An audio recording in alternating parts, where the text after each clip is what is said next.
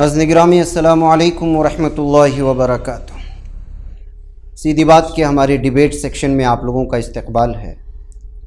नाज़रीन गिरामी, जैसा कि आप लोग जानते हैं कि इस्लाम एक मुकम्मल निज़ाम हयात का नाम है और उसकी अपनी अलग एक शनाख्त है, पहचान है, उसकी अपनी तहज़ीब है और इस दिवाजी ज़िंदगी से मुंसलिक बहुत सारी ऐसी चीज़ें हैं या ऐसे मसाइल हैं जिसका हल ख़ुद इस्लाम पेश करता है। इसीलिए दारुल क़ज़ा या महकमे शरइया के नाम से न सिर्फ भारत में बल्कि जो अरब कंट्रीज़ हो या मुस्लिम ममालिक हो, यहाँ पर अपने अपने मसाइल हल होते हैं। लेकिन बाज़ लोग इसका गलत इस्तेमाल करते हैं। अगर यूँ कहा जाए कि धंधा करते हैं तो ये ठीक है। हाल के दिनों में बेंगलुरु में ऐसे बहुत सारे, आपने हमारे प्राइम टाइम में भी वो ख़बरें देखी होंगी। यही वजह थी कि जो है दारुल क़ज़ा किस तरह चलाया जाए, किस तरह मसाइल को हल किया जाए, पुरअमन तरीक़े से किस तरह मियाँ बीवी को आखिरी हद तक उनको मिलाने की कोशिश की जाए। जो असल मामला होता है, सिले रहमी की बात होती है, अक्सर ऐसा होता है कि क़त्ए रहमी तक बात चली जाती है। इन तमाम चीज़ों को सामने रखते हुए कामयाब दारुल क़ज़ा हम लोग कैसे चला सकते हैं, इस पर गुफ्तगू शुनीद करने के लिए जो है हमारे इस वक्त पैनलिस्ट बहुत सारे मौजूद हैं और हमारे अहम स्पीकर इस वक्त हज़रत मौलाना मुफ्ती निज़ामुद्दीन साहब क़ासमी हैं, जो अल-जामिया मरकज़ुल उलूम दारुल क़ज़ा के बानी हैं और बेहतरीन अंदाज़ में इस वक्त पूरे बेंगलुरु में कहा जाए, जहाँ तक मैंने सुना है, मुख्तलिफ़ उलमा इकराम से, मुख्तलिफ़ मुफ्तियान इकराम से बेहतरीन अंदाज़ में जो है दारुल क़ज़ा चलाया जा रहा है बग़ैर किसी तनाज़े के। और न सिर्फ बेंगलुरु से बल्कि जो है बैरून बेंगलुरु के आसपास के बहुत सारे ऐसे मसाइल हैं जो मुफ्ती साहब के पास आते हैं।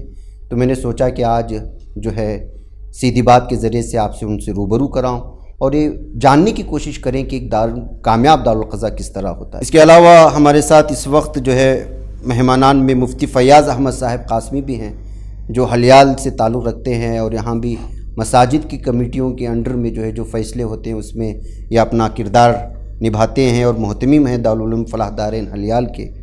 इसके अलावा हमारे साथ शाहीन फ़ाल्कन पीओ कॉलेज जो बेंगलुरु का है मशहूर, नदवी अब्दुल खालिक कामिल नदवी साहब भी हैं, जो प्रोफ़ेसर हैं और बिलख़ुसूस जो है जो ख़वातीन के सिलसिले में इसलिए कि जो है पढ़ाते हैं ख़वातीन को और कॉलेज के तालिबात को।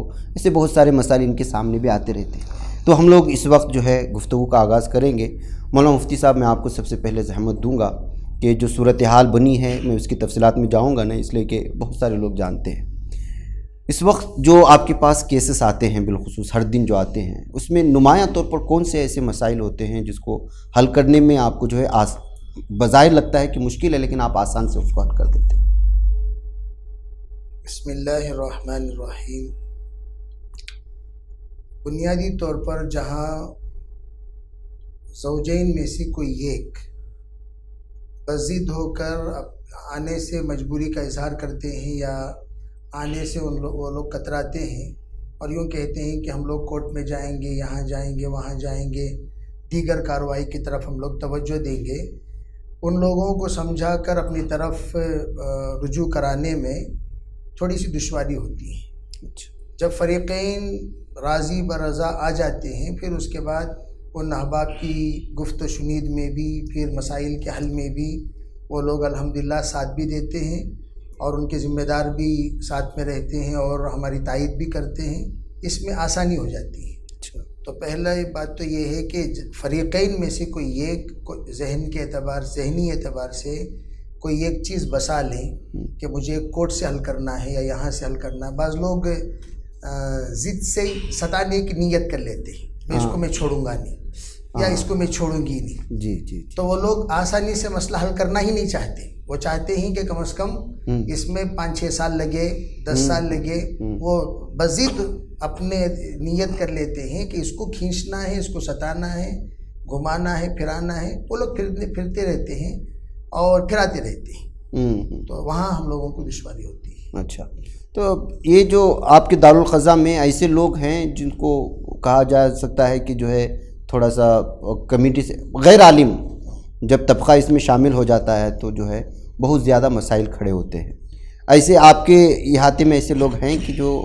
नहीं, हम लोग असल में जब जिस वक्त अल्हम्दुलिल्लाह 2003 से मैं ये खिदमत अंजाम दे रहा हूँ मुख्तलिफ़ जगहों पर, آپ کو کارگزاری کے طور پر ایک دو بات بتاؤں کہ بہت سارے ہمارے مسلک سے ہٹے ہوئے مساجد والے بھی ہمارے فیصلوں کو جب سنتے تھے تو باقاعدہ بلا کر اپنے درمیان بٹھا کر فیصلے کراتے تھے. اچھا اچھا. تو الحمدللہ ایک حلقہ دائرہ جیسے موبائل دارالخضا ہو گیا تھا ہمارا, جا بجا جانا بیٹھنا فیصلہ کرنا, الحمدللہ اس کا بہت بہترین نتائج نکلتے تھے. پھر اس کے بعد چلتے چلتے ہم نے سوچا کہ کچھ ساتھیوں کو اپنے ساتھ لے لیں.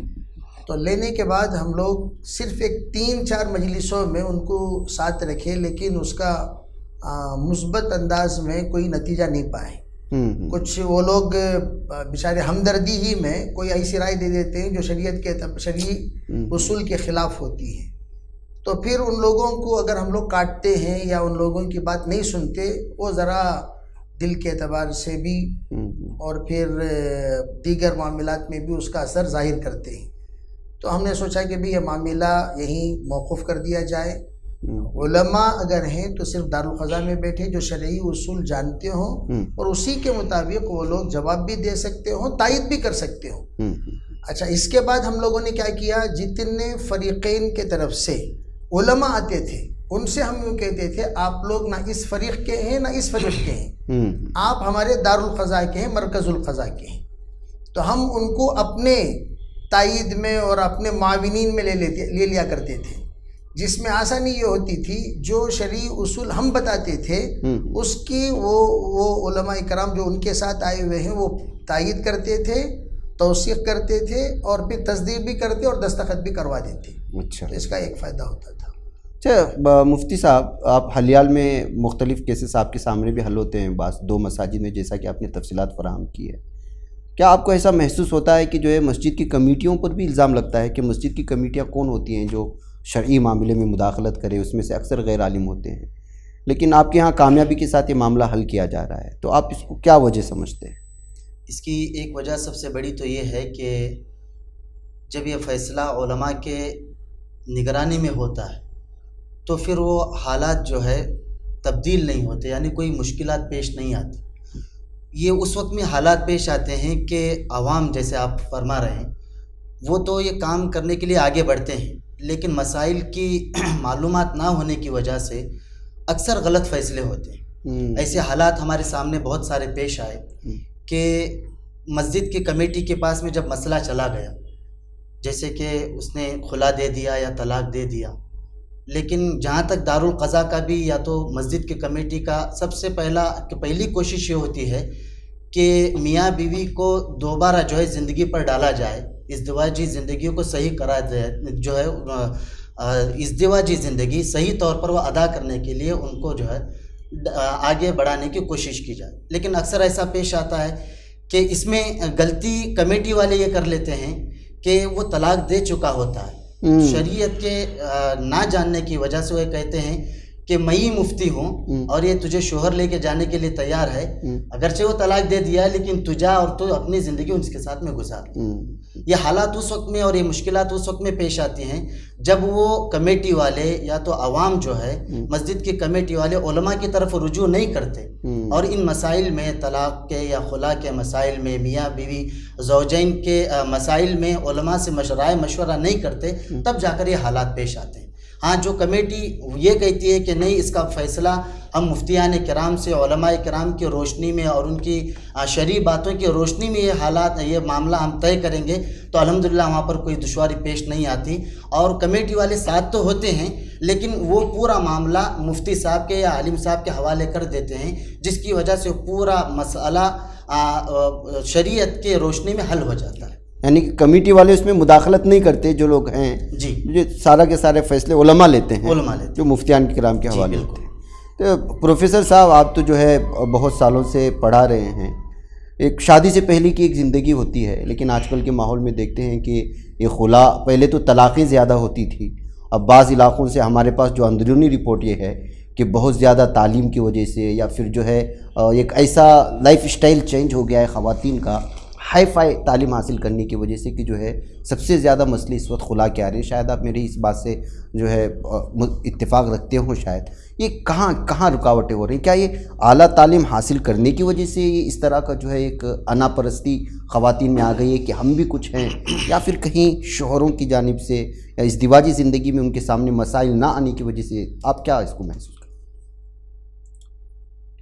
جہاں تک اس چیز کا تعلق ہے تو میرے خیال میں اس کی سب سے بنیادی جو وجہ یہ ہوتی ہے کہ شادی جو آج کل عام طور پر ہوتی ہیں اس میں کفو کا جو ایک ہمارا مسئلہ ہے، شرعی جو ایک مسئلہ ہے، اس کو بہت زیادہ دھیان میں نہیں رکھتے ہیں لوگ، ہے نا.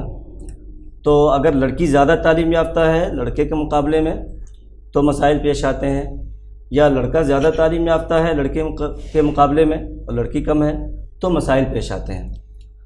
تو میرے خیال میں شادی کے وقت میں ایک جو بہت بڑا مسئلہ ہے، خاص کر کے جب سے یہ ماڈرن ایجوکیشن کا رجحان جو ہے وہ عام ہوا ہے، اس میں لوگ اپنے اپنے طور پر شادی کرنے کے حق میں چل پڑے ہیں، اور جو جہاں رہتے ہیں وہاں وہ اپنے طور سے اپنے حساب سے جو ہے وہ کسی کا انتخاب کر کے اور اس سے جو ہے وہ شادی کر لیتے ہیں. حالانکہ اس سے پہلے وہ اس کے بارے میں جس سے وہ کر رہے ہیں معاملات، جس سے کرنا ہے ان کے بارے میں بہت زیادہ وہ چھان پھٹک نہیں کرتے ہیں، ہے کہ نہیں. بعد میں جانے کے بعد جب شادی ہو جاتی ہے کچھ دن ساتھ میں رہ لیتے ہیں، پھر اس کے بعد جب حقائق، جب اس کا انکشاف ہوتا ہے، جب وہ حقیقتیں سامنے آتی ہیں تو پھر یہاں سے جو ہے نا وہ معاملہ جو ہے وہ گویا کہ ڈس بیلنس کی طرف چلا جاتا ہے، اور جہاں پر مسائل سلجھنے چاہیے تھے وہیں سے مسائل جو ہے وہ الجھنے شروع ہو جاتے ہیں. تو میرے خیال میں یہ ہے کہ لوگ جو ہے وہ دھیان نہیں دے رہے ہیں. ٹھیک ہے، کفو کا جو مسئلہ ہے، برابری ہونی چاہیے دونوں کے درمیان میں، ہے کہ نہیں. تھوڑا بہت تو چلتا ہے، 19-20 کا تو فرق ہونا چاہیے، لیکن اگر کہیں زیادہ ڈفرینسز اگر ہے، آج کل عمر کا بہت زیادہ مسئلہ ہے کہ نہیں. عمر میں تفاوت بہت زیادہ لوگ کر رہے ہیں، جس کی بنیاد پر بھی جو ہے وہ رشتے جو ہے وہ ازدواجی جو تعلقات ہیں وہ زیادہ دیر تک مستحکم نہیں رہ پاتے ہیں، اس میں دوام کی جو کیفیت ہے، جو صورتحال ہے وہ نہیں بن پاتی ہے. تو ایک تو صورتحال میرے خیال میں آئی تھنک یہ ہے. دوسری بات یہ کہ پچھلے کئی سالوں میں جو خلا کے جو مسائل ہیں یا خلا کے جو معاملات ہیں یا طلاق کے جو معاملات آتے ہیں، اس میں جہاں تک میں جو جن لوگوں سے میرے تعلقات ہیں یا جو مسائل سامنے آتے ہیں، اس میں زیادہ تر معاملات جو وہ التوا میں ہیں. یعنی کئی سال سے تعلقات میں ناہمواری ہے اور آپس میں تعلقات خراب ہیں. لڑکی اپنے سسرال سے، اپنے شوہر سے ناراض ہو کر کے یا شوہر کی زیادتیوں سے نجات پا کر وہ اپنے گھر میں میکے میں ہے اور اس پر کوئی دھیان نہیں دے رہا ہے کہ نہیں. اس طرح کے سینکڑوں مسائل میں پچھلے 5 سال کے بات کر رہا ہوں. بنگلور میں جو میں کالج سے جڑا ہوا ہوں تو لوگ آتے رہتے ہیں، اور کئی سارے والدین ہیں، ان کے نوجوان بچے ہیں، بیٹیاں ہیں، لیکن ماں باپ سپریشن کی زندگی گزار رہے ہیں. باپ الگ ہے، ماں الگ ہے نا. اور وہ ابھی تک طلاق نہیں دیا انہوں نے، نہ ماں نے خلا لیا ہے اور نہ باپ نے طلاق دی ہے، نہ شوہر نے طلاق دی ہے، لیکن دونوں الگ الگ زندگی گزار رہے ہیں.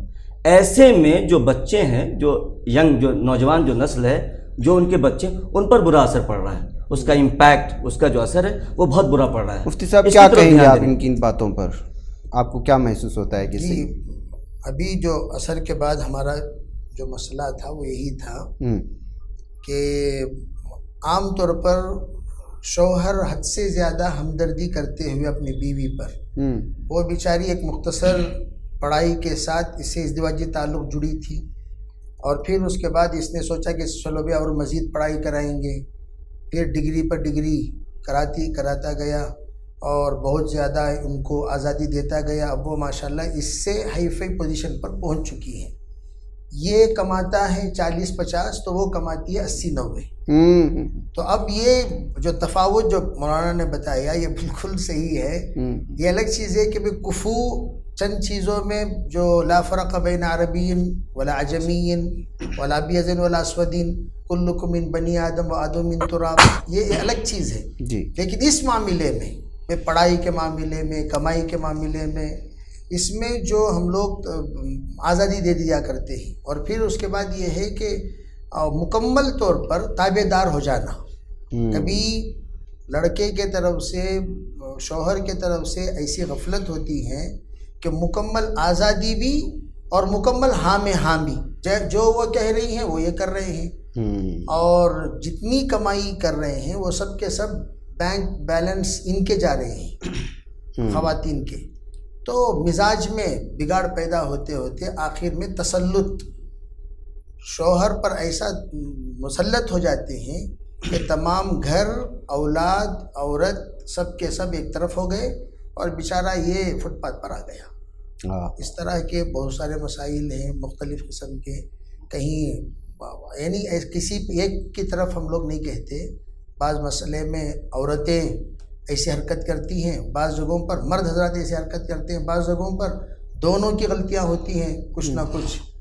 کوئی یہ مکمل طور پر مجرم قرار نہیں دیا جا سکتا. اچھا، یہ تو اب اس طرح کے مسائل آپ کے پاس آتے ہیں، چلیے آپ شرعی طور پر حل کر دیتے ہیں. جہاں تک میں نے سنا ہے کہ جو ہے بہترین انداز میں مسائل حل. بعض دارالقضاء اسی کے نام پر بزنس کر رہے ہیں، دھندا کر رہے ہیں، آپ اس کو کیا کریں؟ اصل میں اس معاملے میں حضرت امیر شریعت ثالث کے سامنے بھی یہ مذاکرہ کیا میں. تو ثانی جب حضرت مفتی اشرف علی صاحب رحمۃ اللہ علیہ باحیات تھے تو حضرت کے پاس ایک مرتبہ 2008 میں اس سلسلے میں ہم کچھ علماء کرام حاضر ہوئے. حضرت سے کہنے لگے کہ حضرت ایسے ایسے فیصلے آتے ہیں، ہم لوگ بھی جاتے ہیں اور وہ لوگ جیسے کہ میں نے کارگزاری میں سنایا. اور پھر یہ اخراجات کی بات میں نے رکھی سامنے. حضرت کچھ اخراجات ہیں، دارالقضاء بھی کرائے کا ہوتا ہے، پھر جو ملازمین ہوتے ہیں ان کو بھی تنخواہ دینے کی ضرورت پڑتی ہے، پھر ہمارا بھی وقت مستقل اس میں لگتا ہے، تو کیا کیا جائے؟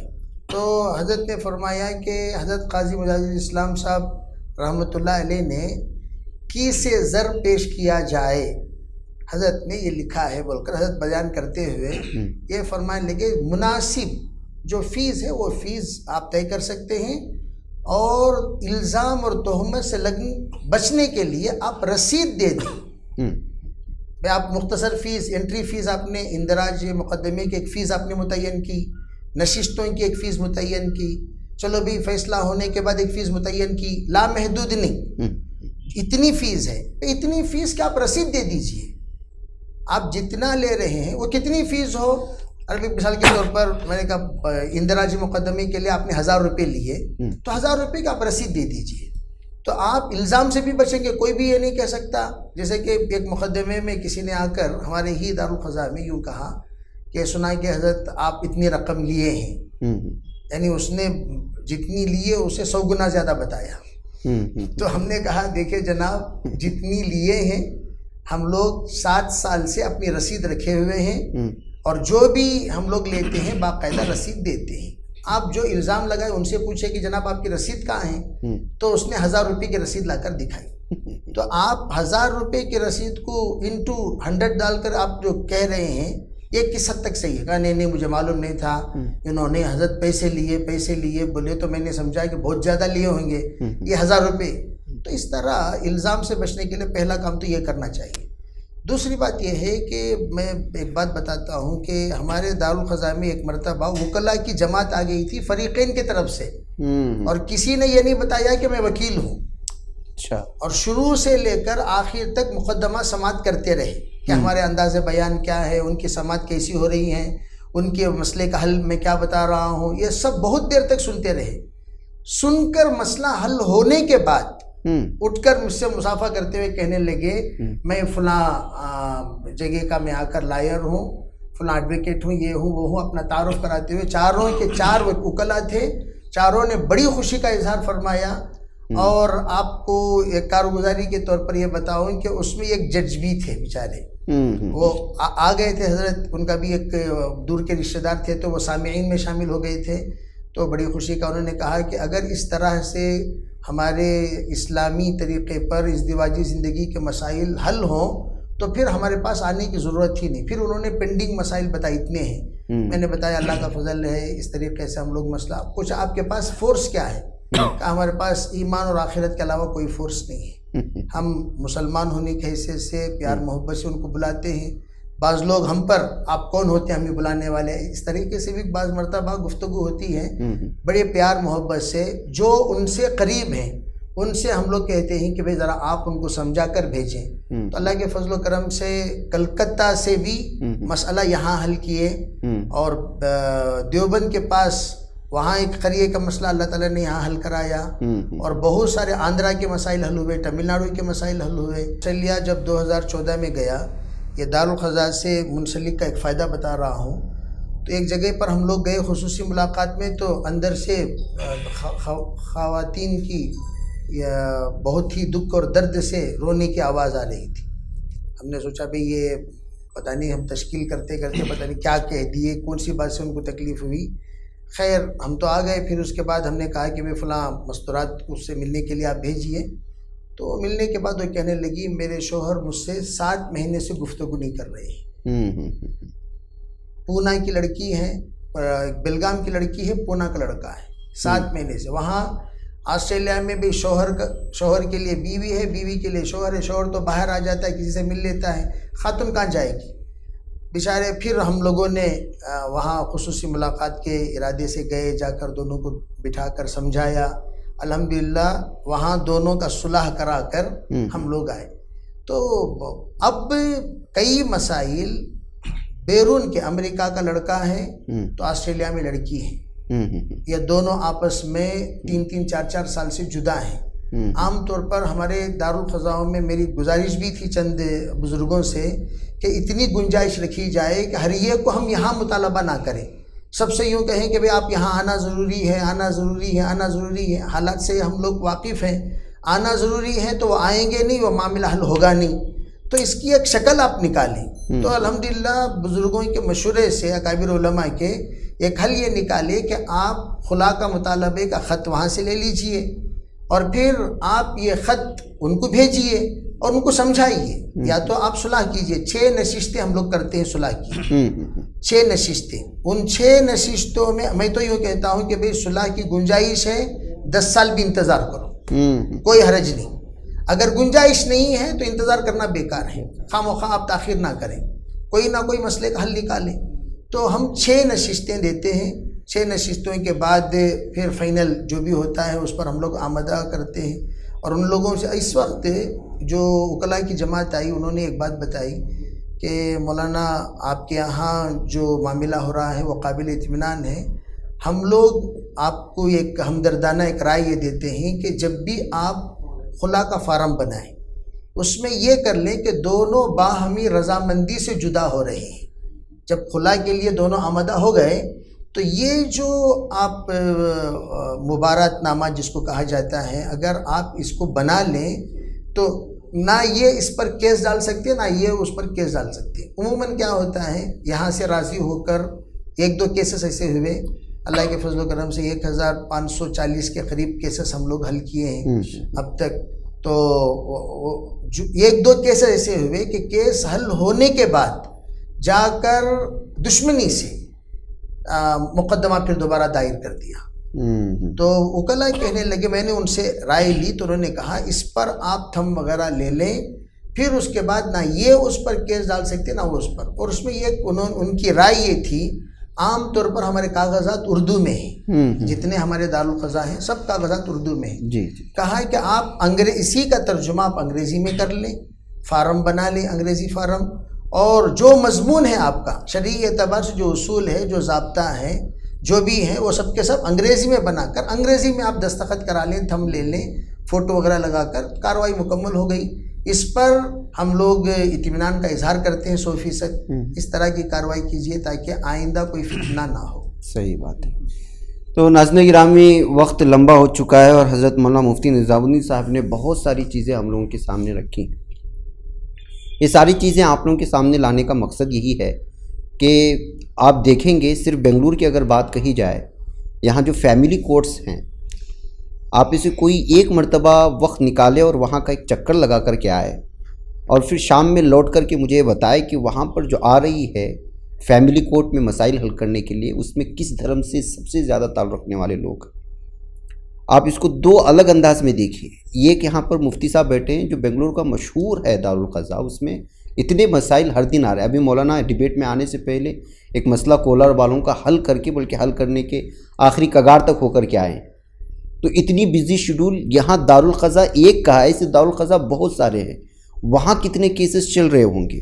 یہ وہ ہے جو شرعی دارالقضا کے سلسلے میں بتا رہا ہوں۔ دوسرا، فیملی کورٹس بنگلور میں الگ الگ زونز میں تقسیم ہیں، وہاں جا کر کے دیں گے تو سب سے زیادہ اگر کوئی کمیونٹی فیملی کورٹس کے چکر کاٹ رہی ہے یا پھر جو ہے پولیس تھانے کی کاٹ رہی ہے تو ہمارے مذہب سے تعلق رکھنے والے ہیں۔ اس سے آپ لگا لیں کہ کتنا فیصد ہو سکتا ہے لوگوں کا، اور ہم کس جانب کو جا رہے ہیں۔ یہی وجہ ہے کہ جو کوشش یہ ہونی چاہیے دارالقضا کا اور محکمہ شرعیہ کا، بلکہ پورے بھارت میں یہ چیز اس وقت پروگرام ہمارا دیکھ رہے ہیں، جہاں جہاں بھی ہیں تمام کے تمام دارالقضا میں جو ہے اچھے فیصلے ہوتے ہیں، بہترین، اس لیے کہ علماء مفتیان کرام ہوتے ہیں۔ لیکن بعض کچھ دارالقضا ایسے ہیں جو شریعت کا دھندا کرتے ہیں یا پھر مذہب کے نام پر دھندا کرتے ہیں۔ ہم ان لوگوں کا بہت ساری چیزیں جب آخری حد پار ہوتی ہے تب جا کر کے خبر پیش کرنے کی کوشش ہوتی ہے، اس وجہ سے کہ جو ہے جب انتہا ہوتی ہے تب تو جو لوگوں کے سامنے آنا ہوتا ہے۔